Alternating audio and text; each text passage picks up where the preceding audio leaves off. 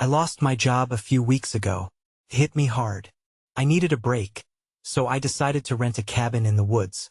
I had never spent much time in one, but I thought the peace would help me think. The place was cute but felt odd, almost like it was holding its breath.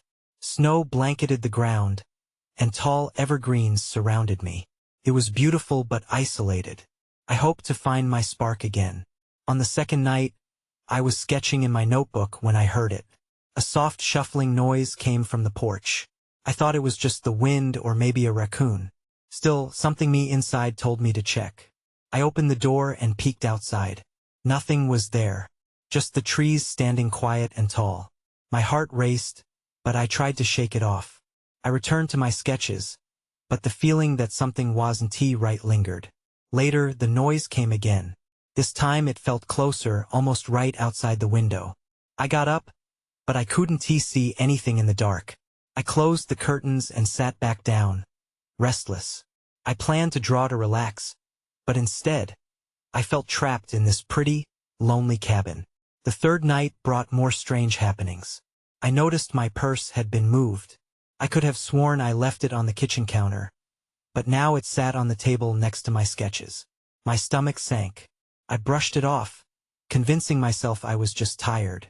That night, wrapped in a blanket, I tried to unwind. Then I heard something chilling. A distant voice called out, "Lily." My heart raced as I listened closely. "Lily," called again. I felt cold. I knew there wasn't a soul around, but the name echoed in my mind. I got up and looked outside, but nothing had changed. The night lay still, and I felt a knot forming in my chest. I sat alone at the dim table, feeling a strange presence. I couldn't see anyone. It felt like someone watched me, and my skin prickled with unease. When morning finally came, I rushed to pack my things. The cabin looked charming and peaceful one last time, but inside, I was heavy with dread. I left wondering if I disturbed something in those woods or if this was all in my imagination. As I walked away, a sensation of being followed crept over me. Turning back for a brief glance, I caught a slight movement in the trees, like shadows darting among the branches. A chill ran down my spine. My heart raced as I stepped closer to my car. I glanced over my shoulder one last time. The cabin stood still and silent, yet I felt an echo of that name in my ears. Lily. I got into my car and drove away, the woods closing in behind me, leaving me with more questions than answers. The day after I left the cabin, I tried to return to normal life. I had promised myself I would forget about the chaos and just focus on finding a new job. But my mind kept drifting back to that voice, calling my name like a ghostly echo. It was unsettling, and every moment felt heavier than before. On the fourth day, I decided to drive back to the cabin. The idea seemed ridiculous, but I needed closure. I felt like I had left a piece of myself behind. The drive felt longer this time, the roads twisted and narrow, with a thick fog rolling in off the lake. My hands gripped the steering wheel tightly, and I fought the urge to turn back. As I pulled into the clearing, my stomach churned. The cabin stood there, untouched yet somehow changed. The snow had deepened around it, covering the porch steps. I stepped out of the car, the crunch of the snow beneath my boots breaking the heavy silence. The stillness felt oppressive, like a weight pressing down on me. I took a deep breath and headed inside. Everything seemed just as I had left it, my sketches scattered on the table, the untouched bed. But then I noticed something. The window in the living room was slightly ajar. I was sure I had closed it when I left. An unsettling feeling crept over me. I walked over, leaning in to peer outside.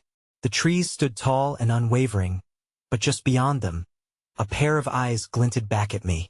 I jumped back, my heart racing. I couldn't be sure if I had actually seen something or if it was my mind playing tricks. I closed the window quickly, locking it tight, and took a moment to gather myself. The chill in the air felt sharper now. That S when I noticed something on the table, a piece of paper. It was folded, and I didn't recall seeing it before. I picked it up and unfolded it slowly. The words were scrawled hastily, the ink smudged as if written in a hurry. "Help me, Lily," was all it said. My breath caught in my throat. The cold sweat broke out across my skin. Confusion swirled in my mind. Who was Lily? I was Lily.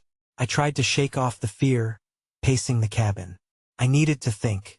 But each time silence fell, I heard it again. Lily. Suddenly, the front door swung open with a loud creak. My pulse quickened. I rushed to close it, but saw a shadow moving just beyond the threshold. Someone stood there, partially obscured by the heavy snow now falling.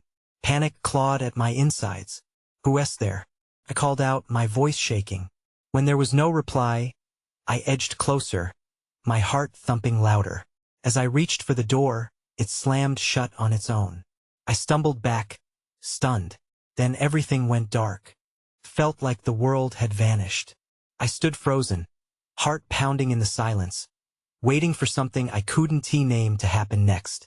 The darkness wrapped around me like a heavy fog, muffling all sound. I blinked, trying to adjust, but there was nothing beyond the void. I took a hesitant step forward, my foot meeting only emptiness. "Hello?" I called out, my voice feeling small and fragile. Nothing. I turned in circles, limbs trembling. The air felt thick, each breath pulling against something unseen. Suddenly, a flicker of light cut through the black. I squinted, heart racing, as the glow intensified. It was coming from the living room. I edged toward it, fear clawing at my throat. When I reached the threshold, the light was revealed as a single candle flickering on the table. Cast eerie shadows that danced across the walls. I felt a rush of warmth, but it did little to ease my shivers. My eyes darted around, searching for the source of this odd phenomenon. In the candle's dim light, the hastily written note caught my eye again. "Help me, Lily." I grabbed the paper, gripping it tightly as if it held answers. My fingers trembled as I glanced toward the front door, half expecting it to swing open and reveal whatever darkness lurked outside. Maybe it was just the candle-casting tricks. I steadied myself, determined not to let panic overwhelm me. I took a deep breath and scanned the room. Everything looked the same, yet beneath the surface, a strange energy hummed. I stepped toward the window, feeling a pull to know what was outside. The pines loomed high, and snow continued to tumble from the sky. Suddenly, a faint whisper reached my ears. "Lily," my heart dropped. I froze, fear turning my insides to ice. I wanted to respond, but half of me feared what might answer me. Instead, I moved back, one step, then another, suddenly desperate to escape the cabin's grip. I nearly turned to run when I heard a scraping sound from above, like nails dragging against wood. In a panic, I looked toward the ceiling. Something was up there. As I raised my eyes, the light flickered violently. I didn't care to stick around for the next noise or what, or who, was on the other side. I dashed to the door, fumbling with the handle. But it wouldn't budge. "Come on," I hissed, pulling harder. The chill of the cabin crept back, making my skin crawl. I felt trapped, cornered. Just as my breath began to quicken, the scraping noise sharpened, now followed by a low thud. It was getting closer. "Help me, Lily." The voice seemed more insistent, filled with desperation. My heart raced as the fear pushed me to act. I couldn't be here anymore. With one final effort, I threw my weight against the door, creaked and finally gave way, sending me stumbling out into the winter night. I didn't stop to look back. I ran toward my car, breath forming clouds in the freezing air. That's when I saw it, a figure, standing motionless just beyond the cabin's threshold. My heart dropped as the candle flickered out, plunging the cabin into darkness. "Help me, Lily." And this time, I knew the voice was not just in my head. I stumbled away from the cabin, panic coursing through me. The figure hadn't moved, but I could feel its gaze following me, pressing on my back like a weight. I hurried to my car, fumbling for the keys in my pocket. My hands were shaking, but I forced myself to breathe and focus. As I unlocked the door, I glanced back. The figure was gone. I felt a flicker of relief, but it twisted into dread. Where could it have gone? I slid into the driver's seat and locked the doors, heart pounding. The engine roared to life, cutting through the hum of the winter night. I wanted to get away. My breath came in short gasps as I pulled out of the driveway and down the snow-covered path. But fear nagged at me. Who was that? What did they want? I couldn't shake the feeling that I needed to know. Was it even safe to leave? I told myself I was being ridiculous. I needed to get far away from that place. As I drove, the weight of the woods pressed in, shadows flickering past the window. My mind raced back to that candle. The note helped me, Lily. Suddenly, my phone buzzed in the cup holder. I snatched it up, heart racing. It was a text from Marcus, my brother. Where are you? It read. I hesitated. Something's wrong here, I typed back. I need help. Silence stretched as I waited for his response. I glanced into the rearview mirror, half expecting to see the figure trailing behind me. But the road was empty, just rows of dark trees. Then my phone buzzed again. What do you mean? Should I come? Yes. Please. I hit send, tension tightening in my chest. I knew sharing this would mean dragging him into whatever nightmare I stumbled into, but I felt so alone. The idea of facing it without him felt impossible. Just then, the lights on my dashboard flickered. I glanced at them, confused. No, I murmured as the engine sputtered. The car jerked violently, and I felt a surge of panic. It rolled to a stop on the side of the road, the lights going out. I turned the ignition, but nothing happened. I was stranded. Lily. My brother's voice rang through the phone. Lily, are you there? I peered out the window. The woods had grown silent, the shadows around me feeling heavier. My pulse raced. I'm here. The sudden sound of scratching against the car caused my heart to drop. I spun to look through the back window. Nothing was there. Lily, answer me. Marcus' voice crackled louder. Just as I was about to reply, the figure loomed up ahead, reappearing near the cabin in the distance. It was no longer a distant silhouette. I could see its features, pale and gaunt. Help me, Lily. I felt my breath hitch in my throat. I didn't want to go back. But then I remembered the note and the urgency in that voice. Maybe I could help this person. Marcus. I think I need to go back. I whispered, terror flooding me as I gripped the steering wheel. Lily, don't. You need to get out of there. But it was too late. I was already moving, my foot pressing down against the gas pedal, drawn back by whatever force awaited me in the shadows. As the cabin came closer, my mind screamed for me to stop. But my heart had already made its choice. The cabin loomed larger as I approached, the thin veneer of the windows reflecting the grainy glow of the lights from my dead dashboard. The wind howled through the trees, filling the air with whispers that made my skin crawl. The figure stood still, just as before, shrouded in shadow but unmistakably beckoning. I parked the car and took a deep breath, steeling myself. What am I doing? I whispered to the empty vehicle. But as if in reply, the figure raised a hand, its motion slow and deliberate. A flicker of desperation tore through me. I stepped out of the car, snow crunching beneath my boots. My heart hammered as I walked toward the cabin, each step feeling heavier than the last. The door creaked open before I even touched it, revealing darkness inside that felt alive. I hesitated, glancing back at my car, a faint barrier between me and whatever horror awaited. Help me, Lily. The voice was closer now, full of a plight that sent chills down my spine. My feet moved of their own accord, inching me into the cabin. The air inside was stale, filled with the scent of decay. I squinted through the darkness, trying to find a source for the voice, but it echoed off the walls, making it impossible to pinpoint. Then I saw it.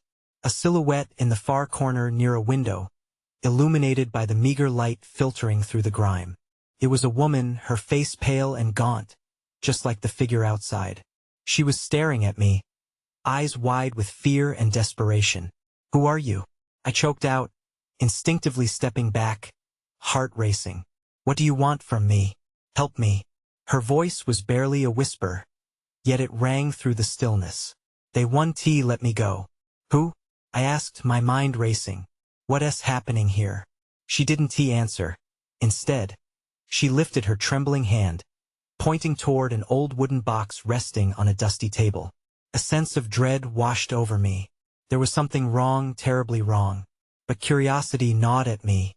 I moved forward, opening the box with shaky hands. Inside, I found scraps of paper worn and yellowed with age. I squinted to read the words but found them all jumbled. Desperate pleas scrawled across the pages. I pulled one out and read, "It's cold and dark. They watch me, help me." "What's this?" I asked, glancing up to the woman. But she was gone. In her place stood something else, an unsettling presence that made the air thick. My instincts screamed at me to flee.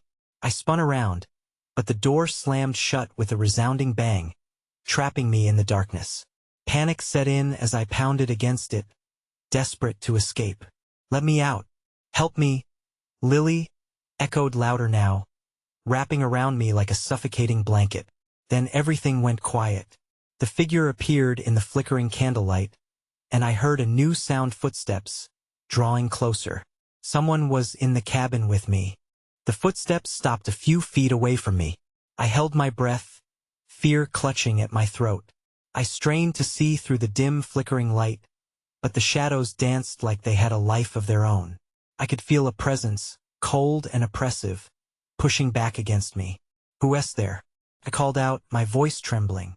No answer came. The silence wrapped around me, thick and heavy. I took a cautious step backward, my fingers still gripping the edge of the table. But that was a mistake. A deep, guttural growl rumbled from the direction of the footsteps, sending a jolt of terror racing down my spine. It wasn't human. A sickening realization settled in. Whatever was in this cabin, it was no ghostly figure or lost soul. It felt monstrous. I scooted to the side, trying to inch my way toward the door. The growl morphed into a low chuckle, cruel and mocking, reverberating off the walls. The hairs on my neck stood up in alarm. I had to get out. Suddenly, the flickering light extinguished, plunging the cabin into absolute darkness. I could barely see my own hands gripping the table.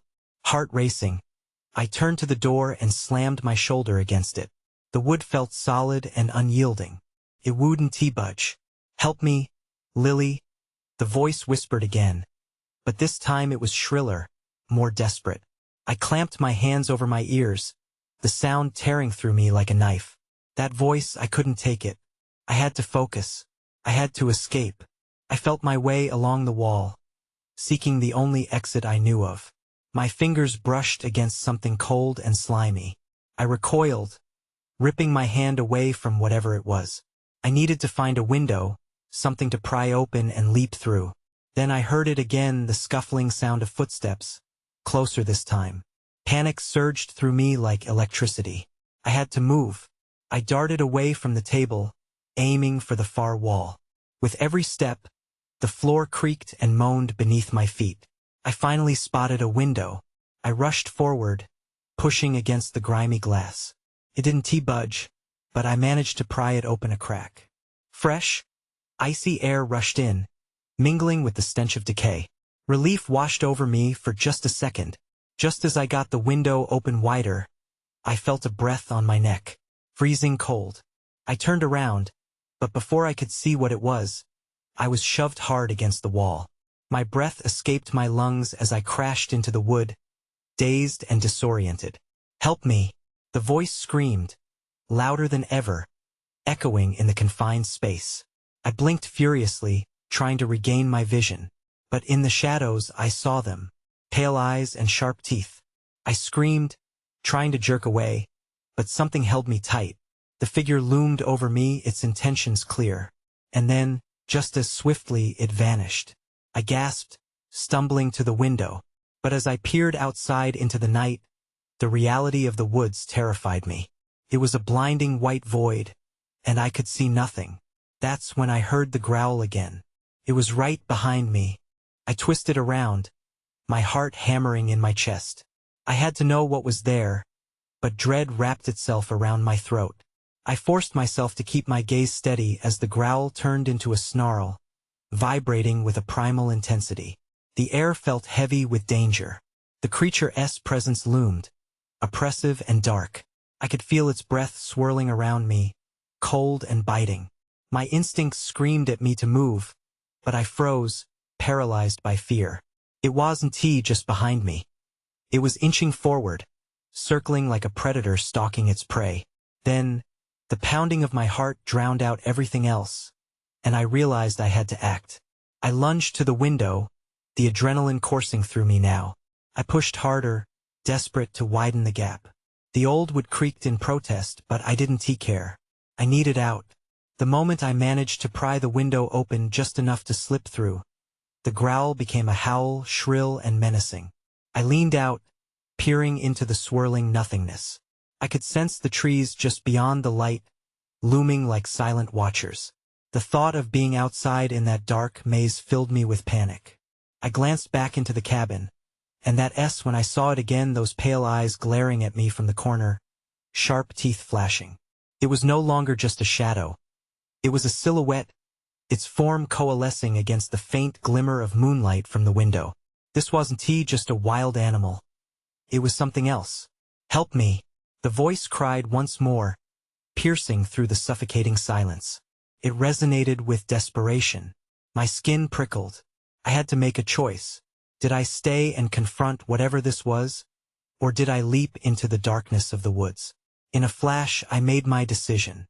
I squeezed through the opening, feeling the sharp edges of the window frame scrape against my arms.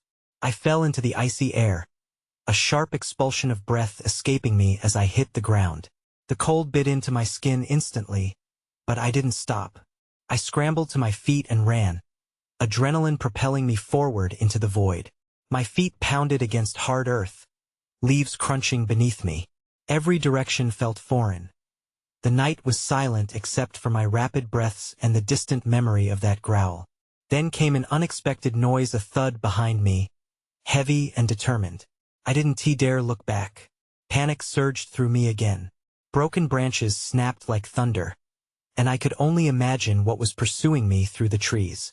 As I plunged deeper into the woods, I tripped over a root, tumbling face first onto the forest floor. Pain lanced through my palms, but I pushed myself up, forcing my body to move. In that twilight realm, shadows loomed thicker, and I could feel eyes on me still. Then, just when I thought I'd lost it, I heard the whisper again, closer now, as if it was right next to me.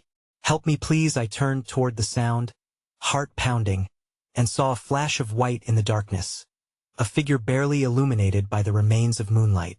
Someone or something stood there, waiting, the desperation in its voice laced with terror and urgency.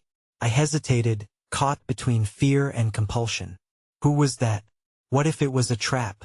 Before I could decipher it, two blue eyes glinted in the shadows behind the figure, and the growl ripped through the night air once more.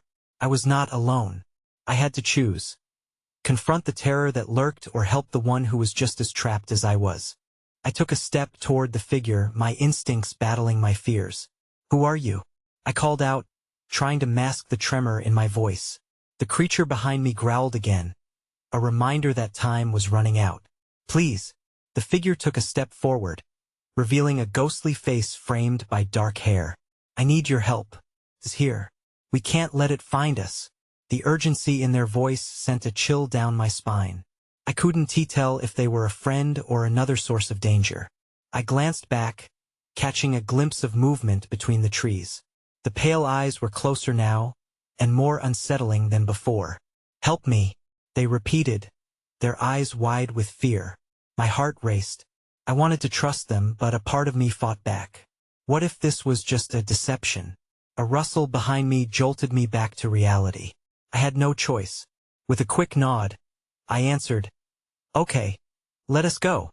I turned, ready to run alongside them, when I caught a glimpse of something in the shadows. Something that didn't belong in the darkness.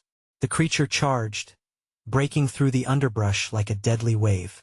My stomach dropped. The figure grabbed my arm, pulling me toward a narrow path that wound deeper into the woods. "This way," they shouted, urgency thick in their tone. I stumbled after them, branches snagging at my clothes. The echo of my frantic footsteps mingled with the heavy thuds of the creature pursuing us. Every time I glanced back, I felt my heart stop. The creature was close, closer than I had dared to imagine. We arrived at a clearing, moonlight spilling like silver over the ground. Fear gripped me as I took in our surroundings. A dilapidated wooden shed stood ominously at the edge. In there, the figure urged, their voice desperate. I hesitated again, doubt swirling within me. The shed looked even more haunting than the forest. But the growl from behind left no room for choice.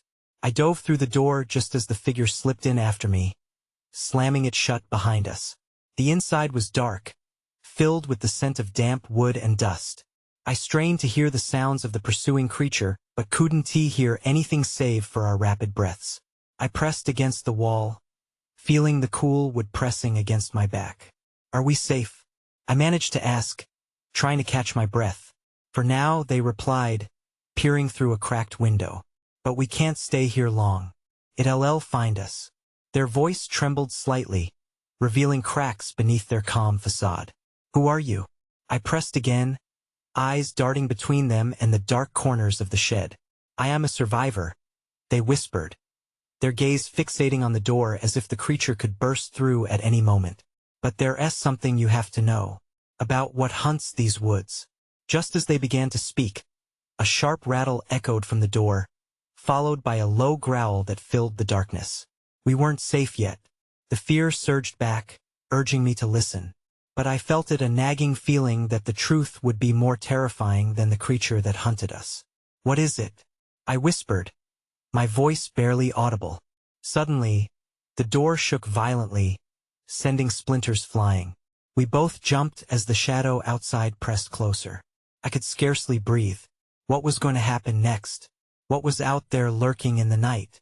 The rattle intensified, reverberating through the shed like a warning. I stiffened, every part of me screaming to run. The figure beside me was tense, their eyes wide as they stared at the door. "It wants in," they said, their voice barely above a whisper. I could see them trembling, a fear that matched my own. I wanted answers, but the urgency of our situation didn't allow for it. The door shook again, more violent this time. I pressed myself against the wall, bracing for whatever might come next. "Do you have anything to defend ourselves?" I asked, desperately searching the dim interior of the shed. Maybe there was something, anything, that could help us. "Just my wits," they replied, their tone laced with frustration. "We can't fight it, we need to outsmart it." So much for bravado. Another crash against the door sent my stomach into knots. I turned to look for any escape routes. The only other option was a window, but the way it was positioned looked treacherous. Just then, I spotted something glinting in the corner, an old, rusted shovel. I grabbed it, feeling the weight of it in my hands. It wasn't much, but it felt better than nothing. "Is there a back door?" I asked, glancing back at the figure, hoping they had scouted this place better than I. "No, but there's a trapdoor in the floor," they said, their voice trembling slightly. "It goes down to a cellar." I narrowed my eyes. "Can we trust it? Right now, it's our only chance." I nodded, feeling the cold sweat on my forehead. It wasn't exactly a vote of confidence, but fear clawed at me to act. The creature's snarls echoed outside, a fierce reminder that the time for discussion was over. "Help me find it," I urged, and we both dropped to the floor. We felt around, our hands stumbling over the rough wooden planks. There, I found the edge of something, a small latch just beyond the old table. I pulled at it, and it made a soft creaking sound, like a whispering secret begging to be revealed.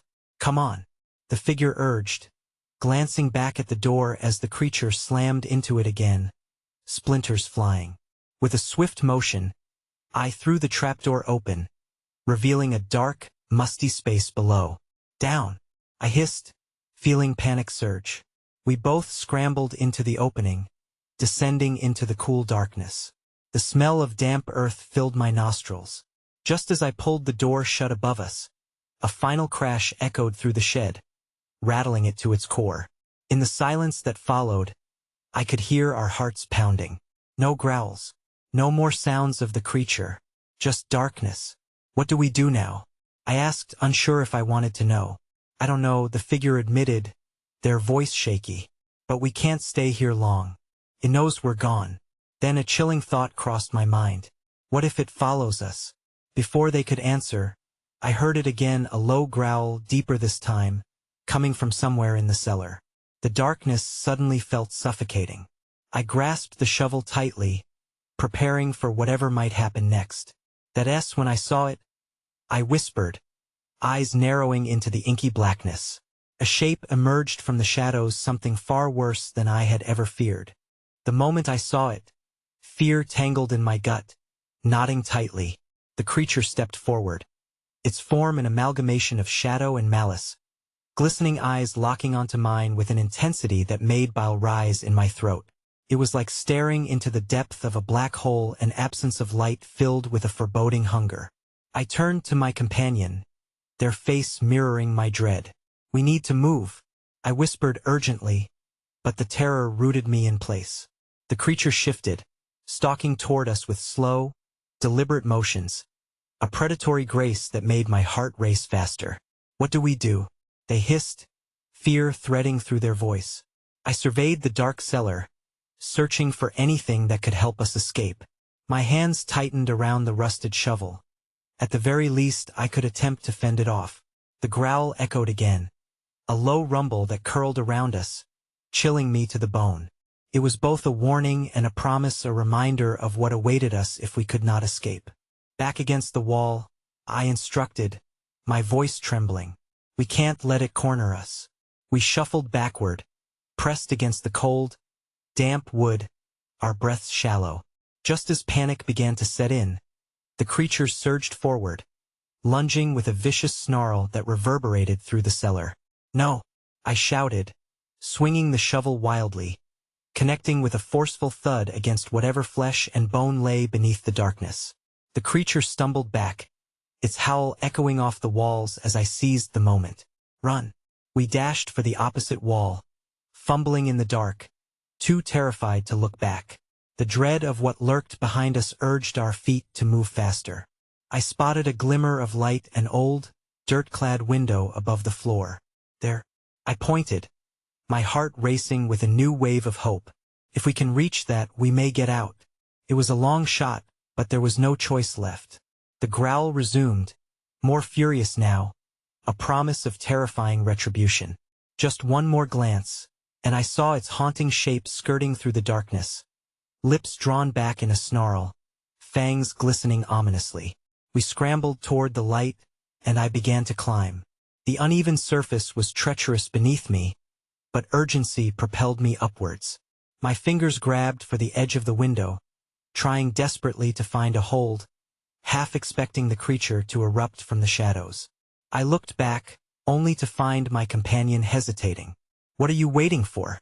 I yelled. "Come on." I can't." Their voice cracked, terror locking them in place. "It will get me. Just trust me." I shouted again, desperation dripping from every word. "If you don't help me, we'll both." Before I could finish, the creature unleashed a howl that rocked the very foundation of the cellar. It was now or never. "I'm going," I yelled, scrambling up the last bit to get to the window. "I can't do this," they sobbed, falling to their knees. "Please." I reached down my hand, feeling the distance close between us, the urgency of the moment biting hard. But before I could get a grip on their hand, the creature's form surged into view. In a flash, the darkness burst forth, a cacophony of sound and fury. The shadows consumed everything. I squeezed out of the window, stumbling back onto the ground outside just as something heavy slammed into my companion, the impact reverberating through the wood of the shed echoed harshly into the night. I shouted their name, adrenaline kicking in, pounding into my chest. I couldn't linger. I had to escape. The memory of barely surviving the encounter fused with the realization that some things are meant to remain trapped in the darkness. I ran into the thin woods, branches snapping painfully against my skin as I weaved through the trees, my heart pounding nearly audibly in my ears. I could still hear the sounds of struggle fading behind me. Was it too late? A sickening knot of guilt and fear tightened in my chest. As I pushed through the last row of trees, the clearing opened up, a familiar road greeted me, and the fleeting smell of snow and pine washed over me. I chanced to look back toward the woods, but nothing moved. The silence was unnerving, the echoes of what had transpired hanging in the air. I didn't turn back to the cabin, stuffing the outlines of my memories into a box deep within my thoughts. The relief of escape washed over me, mingled with a haunting fear. In the following days, life resumed, but I could never shake off the unease. Friends would ask about my escape, but I'd simply shrug when told that everyone who went into those woods came back changed. Each question left unanswered only grew heavier. I still think about that face, the look of need in my companion's eyes, and the weight of their last words as they shattered into the void of that cabin. Should I have gone back? Or would that have meant succumbing to the darkness together? Somewhere deep in those woods, they still call out an echo of desperation. I moved away shortly after, trying to move past it all. Yet, sometimes in the suffocating quiet of the night, I think I hear a distant whisper, "Help me, Lily." And even though my mind knows it can't be true, a part of me feels that it's more than just a lingering memory of terror.